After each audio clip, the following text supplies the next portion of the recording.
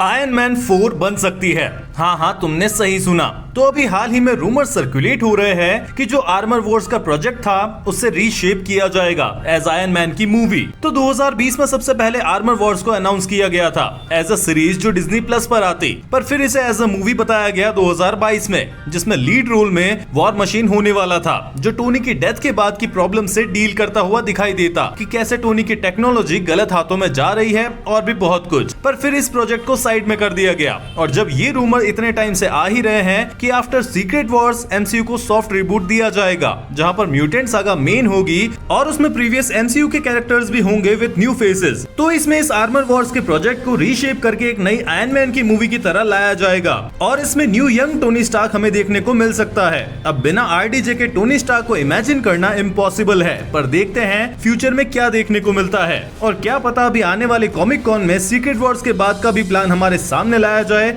और इसी comic cone में डूम्सडे का ट्रेलर भी आने वाला है। तो स्टे ट्यून, 26 जुलाई सुबह 6 बजे के बाद में जल्दी ही ब्रेकडाउन आ जाएगा। जहां अब बात करते हैं दी ऑडिसी की, तो क्रिस्टोफर नोलन भाई साहब ने फिर से झंडे गाड़ दिए हैं और वो भी क्रिटिकली और फाइनेंशियली दोनों तरफ से। तो रॉटेन टोमेटो स्कोर है इस मूवी का 95%, वहीं ऑडियंस स्कोर तो इससे भी ऊपर चला गया है विद 97% और सभी को नोलन का ये माल पसंद आ रहा है। वहीं इस मूवी से नोलन ने अपने 14 साल का रिकॉर्ड भी तोड़ दिया है हाईएस्ट ओपनिंग देने में। इससे पहले द डार्क नाइट राइजेस ने $249 मिलियन की ओपनिंग ली थी और $1 बिलियन से ज्यादा बनाकर दिया था। वहीं पर इस मूवी ने उसे भी टॉप कर दिया है विद $264.1 मिलियन और इसे देखकर लगता है कि ये भी बिलियन का आंकड़ा पार करने वाली है। और इसी के बाद में नोलन ने बोला कि भाई ऐसी मूवी बनाने के बाद में आदमी थक जाता है क्योंकि ये एक एपिक मूवी है और अब मेरी अगली मूवी कम से कम 3 साल बाद आएगी। जनरली नोलन की हर नेक्स्ट मूवी उसके तीसरे साल में आ जाती है। अब देखते हैं अगली मूवी किस पर होगी और कब आएगी। रही बात 1 बिलियन की, तो टॉय स्टोरी 5 भी अपने 1 बिलियन को कंप्लीट करने वाली है। टॉय स्टोरी 3 और 4 ने भी बिलियन का आंकड़ा पार किया था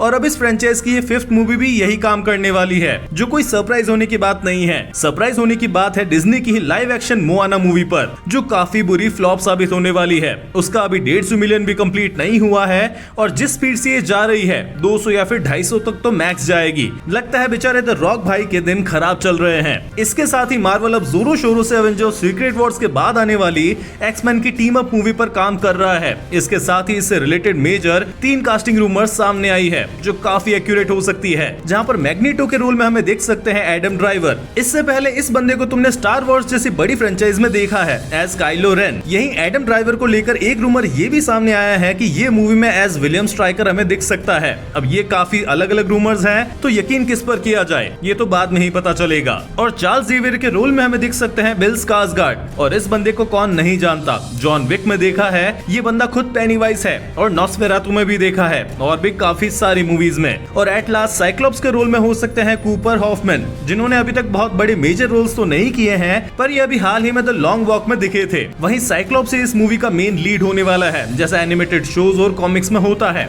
तुम बताओ तुम इस कास्ट से कितना ज्यादा एग्री करते हो। इसके साथ ही गॉड ऑफ वॉर की आने वाली लाइव एक्शन सीरीज के बारे में तो तुम्हें याद ही होगा, जहाँ पर रायन हर्स्ट को एज क्रेटोस कास्ट किया गया था और फैंस ने काफी बैकलैश भी दिया था। पर अभी जाकर एक नई खबर सामने आई है कि रायन हर्स्ट अब इस प्रोजेक्ट से हट चुके हैं due to some accident and injury to Ryan Hurst, जहां बंदे की बाइसेप में इंजरी हुई है और मेजर सर्जरी भी होगी, जिसकी वजह से इस रोल को वो आगे कंटिन्यू नहीं कर पाएंगे। अब ये न्यूज रियल है या फिर नहीं, जहां पर कुछ लोग तो बोल रहे हैं कि फैंस के बैकलैश को देखकर ये तरीका स्टूडियो ने अपनाया है ताकि क्रेटोस को फिर से रिकास्ट किया जा सके। अब तुम बताओ तुम्हें क्या लगता है। इसके साथ ही अब वन लाइनर न्यूज पर आ जाते हैं। तो ये उड़ती हुई खबर तो तुम तक आ ही गई होगी कि द बैटमैन 2 फिर से डिले हो गई है और अब वो रिलीज होगी 18 फरवरी 2028 को। पर इस बार मामला सिर्फ सूखे सूखे में नहीं निपटाया है। हमें एक बहुत ही छोटा सा टीजर भी देखने को मिला है जिसमें रॉबर्ट पैटिंसन का बैटमैन स्नो में है और एमसीयू में अब नोवा के ऊपर मूवी बनने वाली है और ये ऑफिशियली कंफर्म हो गया है। साथ ही डेयरडेविल बॉर्न अगेन सीजन 3 की अब शूटिंग कंप्लीट हो गई है